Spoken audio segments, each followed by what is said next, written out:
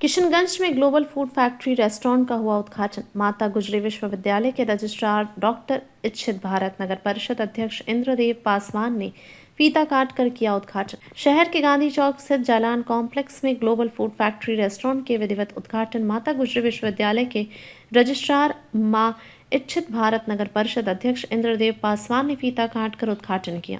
मालूम हो कि रेस्टोरेंट में वेज और नॉन वेज दोनों की व्यवस्था है। खाने के शौकीन लोगों को ग्लोबल फूड फैक्ट्री काफी पसंद आएगा। इस मौके पर रजिस्ट्रार डॉक्टर इच्छित भारत ने कहा कि जिले के लिए ये एक बड़ी उपलब्धि है। उन्होंने कहा कि रेस्टोरेंट में जिस तरह से ओपन किचन की व्यवस्था है और हाइजीन का ध्यान रखा जा रहा है, यह काफी सराहनीय है। वहीं नगर परिषद चेयरमैन ने भी रेस्टोरेंट संचालक को अपनी शुभकामनाएं दी। इस अवसर पर दिव्यांश जालान, कनिष्क अग्रवाल ने बताया कि रेस्टोरेंट में इंडियन, चाइनीज आदि तमाम खाने के एक से बढ़कर एक व्यंजन उपलब्ध है। बताते चलें कि रेस्टोरेंट में साज सज्जा काफी उच्च कोटि की है, जिसे आर्किटेक्ट मुकुल आनंद ने डिजाइन किया है। इस मौके पर राम अवतार जालान, मनीष जालान, संजीव जालान, आर्यन माथुर, वरुण बजाज, आर्किटेक्ट मुकुल आनंद, मोहम्मद कलीमुद्दीन, निखत कलीम, अधिवक्ता शिशिर कुमार दास, सुशांत गोप, अजित दास, लखा सिंह, मिक्की साहा, फरजाना बेगम सहित अन्य लोग मौजूद थे।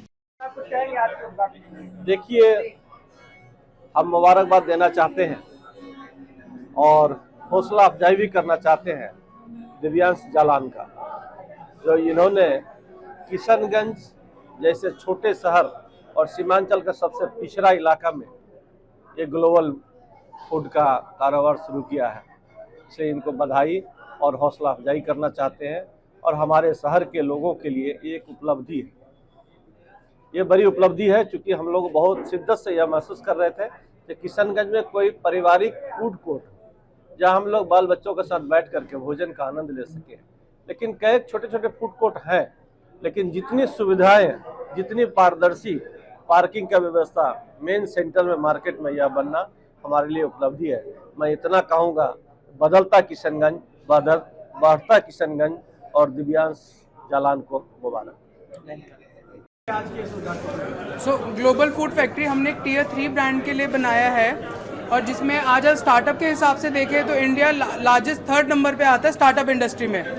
हमारा यही जो आगे मतलब उन्हें ग्रोथ अब दिखना चाह रहा है, तो उस शहरों को हम टारगेट करते हुए अपना ये ग्लोबल फूड फैक्ट्री का ब्रांड स्टैब्लिश करना चाहते हैं।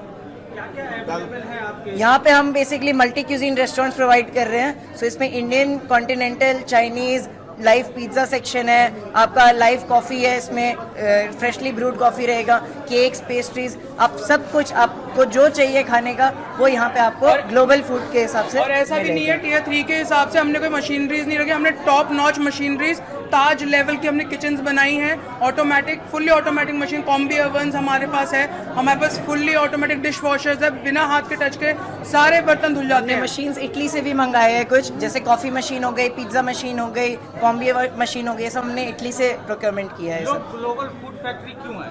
लोग ग्लोबल फूड फैक्ट्री इसलिए आए क्योंकि ऐसा कोई एरिया नहीं है जहाँ पे आप जाके इस तरीके का माहौल एक्सपीरियंस कर सकते हैं। टियर 3 के शहरों में जनरली इस तरीके के रेस्टोरेंट्स बहुत कम होते हैं या ना के बराबर होते हैं। तो हमारा यही कॉन्सेप्ट है, उस शहरों को हम टच करते हुए अपना ये ब्रांड स्टैब्लिश करें। आप काफी यंग हैं, इंजीनियरिंग के क्षेत्र में जाते हैं, लोग मेडिकल करते हैं। हाँ जी। लेकिन आपने इस क्षेत्र को चुना, इस फील्ड खाने के प्रिय मेरी बचपन से ही रुचि थी। क्लास 6 से हमारी रुचि थी। हमारी दादी माँ ने हमें काफ़ी सिखाया था कि खाना कैसे बनता है, खाना कैसे, मतलब घर पे देख देख के और लोगों के चेहरों पे जो खुशी देखते थे, जो खाना वो खाते थे, तो वो चीज़ देख के मतलब खाने के लाइन में 12 साल की उम्र से खाना बना रहा था। उसके बाद जब मैं कॉलेज में गया तो हमें शेफ आर्यन मिले, इनसे मुझे बहुत प्रोत्साहन मिला कि मैं आगे और कुक करूँ और परस्यू करूँ। Being IFC from the Indian food federation of India, जैसे कहते हैं टेक्नोलॉजी के साथ हम बाकी ऑर्गेनिक चीज़ों को छोड़ देते हैं। एज अ शेफ मेरी रिस्पॉन्सिबिलिटी है कि आप टेक्नोलॉजी के साथ साथ हमारा जो ग्रोथ है, जो हमारा अर्न है, उसको हम छोड़े नहीं, ठीक है। तो अगर आप जैसे टियर 3 की ऑर्गेनाइजेशन की बात है तो ठीक है, उसके साथ साथ हमें ग्रोथ भी चाहिए, ऑर्गेनिक भी चाहिए। रही बात जैसे सर ने बोला कि वाई नॉट, हम टेक्नोलॉजीज में क्यों नहीं गए, डॉक्टर्स में क्यों नहीं गए। एक बात बता दें सर, शेफ एक ऐसा प्रोफेशन है जिसमें आपको डॉक्टरी से लेके, इंजीनियरिंग से लेके, मार्केटिंग से लेके आपको सब कुछ सीखना पड़ता है। चाहे वो छोटे सा किचन डिज़ाइन करना हो, चाहे किसी गेस्ट के लिए खाना बनाना हो कि कौन किसके एलर्जिक है, तो सारी चीज़ें वो एक ही चीज़ के अंदर गुण है। तो that's the only thing sir. बाकी शेफ वरुण है जिन्होंने ऑलरेडी हमारे साथ किया है। ये हमारे शेफ कंसल्टेंट हुए, इन्होंने हमारा किचन डिज़ाइन किया है बेसिकली। तो ये हमारा जो प्लान था 5 महीने पहले सितंबर में हम आए, और किशनगंज एक टायर 3 सिटी है। टायर 3 मतलब ये होता है कि यहाँ से अगर आपको अच्छी जगह जाके खाना खाना है तो आपको पटना या सिलीगुड़ी या कलकत्ता या दिल्ली आपको जाके एक्सपीरियंस मिलता है। बट सबसे मेन इम्पॉर्टेंट आज की डेट में क्या है कि इंडियन खाने को जो पहचान देनी चाहिए वो कई बार हम मिस आउट करते हैं। हम सोचते हैं हम पास्ता ले आएँ इटली का, या हम पिज़्ज़ा खा रहे हैं, लेकिन इंडियन खाने के अंदर हम इतनी वैरायटी दे सकते हैं। और हर रेस्टोरेंट में जब आप कहीं जाते हो क्या होता है, किचन बंद है, आप शेफ से बात नहीं कर सकते, आपको जो मेन्यू मिला है आप ऑर्डर कर सकते हो। बट हमारा एम यहाँ पे है right from ice cream to pizza to pasta to Indian Chinese multi cuisine. जो लोग वेजिटेरियन है उनके सामने समक्ष किचन दिख रही है जो बिल्कुल लाइव है, आपको कोई चीज़ छुपी हुई नहीं है। अलग अलग कुकिंग जोन्स बने हैं, अलग अलग टेम्परेचर पे खाना बन रहा है।